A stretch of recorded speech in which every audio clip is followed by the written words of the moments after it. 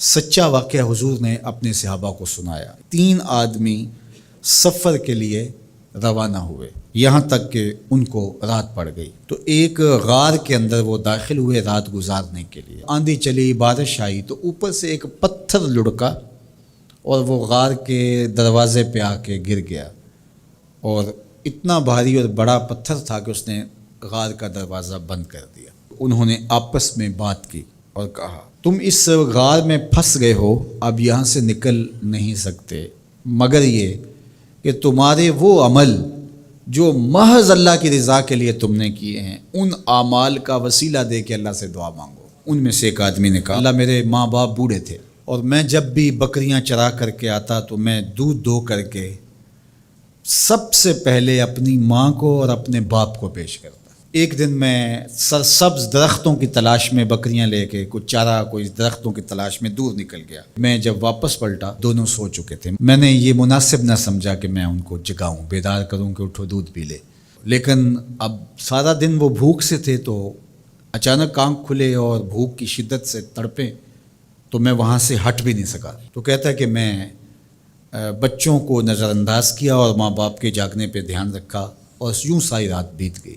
میرے ماں باپ فجر کے وقت جب اٹھے، وہ دودھ ان کو پیش کیا۔ اب یہ عمل پیش کر کے کہتا ہے، اے اللہ اگر یہ میں نے محض تیری رضا کے لیے کیا، تو جانتا ہے میرے دل کو، تو اس پتھر کو ہٹا دے۔ تو پتھر تھوڑا سا سرک گیا، لیکن اتنا نہیں تھا کہ وہاں سے یہ باہر نکل سکے۔ اب دوسرے کی باری آئی، اس نے کہا، اے اللہ میرے چچا کی ایک بیٹی تھی جو مجھے بہت زیادہ محبوب تھی، مرد عورت کے ساتھ جتنی محبت کرتا ہے اس طرح میرا اس کی طرف رجحان قلب تھا، تو میں نے اس کو اپنی خواہش کی تکمیل کے لیے کئی بار کہا، لیکن اس نے کہا کہ یہ نہیں ہو سکتا۔ اور پھر ایک دن حالات نے اس کو مجبور کر دیا، فاقہ زدہ حالات ہو گئے، غربت آ گئی، تو اس نے مجھ سے اپنی حاجت طلب کی، تو میں نے اس کو 120 دینار دیے، لیکن اس شرط پہ کہ تم اپنا جسم میرے سپرد کرو گی۔ اب مجبوری سے اس نے کہا ٹھیک ہے، لیکن میں نے دیکھا کہ اس کا وجود اللہ کے خوف سے کانپ رہا تھا، اور مجھے کہنے لگی اتق اللہ، اللہ سے ڈر اور اس کی حدوں کو نہ توڑ۔ میری خواہشات تو پگلی تھیں، آرزویں تو بےتاب تھیں، اور میں اس کی قیمت بھی ادا کر چکا تھا، لیکن اس کا یہ جملہ کہ اللہ سے ڈر، تو میں تیرے سے ڈر کے اس کو چھوڑ دیا، اور جو اس کو میں نے 120 دینار دیے تھے وہ بھی اس کے پاس رہنے دیے۔ اللہ میرے اس مخفی عمل کو تو ہی جانتا ہے، تو اگر میں نے تیری رضا کے لیے ایسا کیا تو اس پتھر کو ہٹا دے۔ تو پتھر تھوڑا سا ہٹ گیا، سوراخ تو زیادہ ہو گیا، لیکن ابھی بھی وہاں سے گزرنا ممکن نہیں تھا۔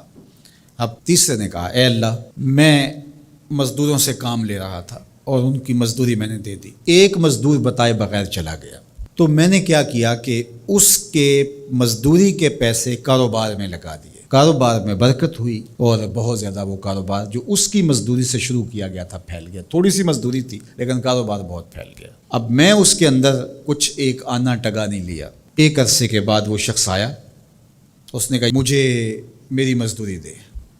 تو میں نے کہا یہ بکریاں، یہ بھیڑیں، یہ اونٹ، یہ غلام، یہ نوکر چاکر، یہ سب کچھ ہے، یہ تیری مزدوری ہے۔ تو اس نے کہا میرے ساتھ مذاق نہ کر، وہ میں تو مزدوری کے وہ چند جو لینے آیا ہوں اور آپ کہتے ہیں یہ سب کچھ تیرا ہے۔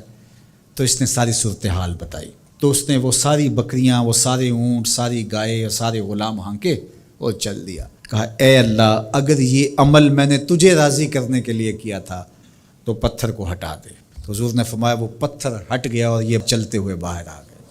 جب اللہ کی رضا کے لیے کام کیے ہو تو مشکلوں سے نکلنے کے راستے ملتے۔ ایک روایت میں آتا ہے جو آسانی کے وقت اللہ کو فراموش نہیں کرتا، اوکھے ویلے اللہ اس کو فراموش نہیں کرتا۔ ہم تو کسی مصیبت میں پھنسے تو چالاکیاں کرتے ہیں، کوئی چالاکی، کوئی مکر کہ اس سے نکلیں۔ تو مصیبت میں پھنسیں تو دعا کے لیے ہاتھ پھیلا لیں اور اچھے اعمال کا اللہ کی بارگاہ میں وسیلہ پیش کریں۔ تو زندگی میں ایسا ذخیرہ اعمال کا جمع کرو کہ جب مشکل بنے تو ان اعمال کا وسیلہ پیش کر کے مشکلات سے نکلنے کا راستہ ملے۔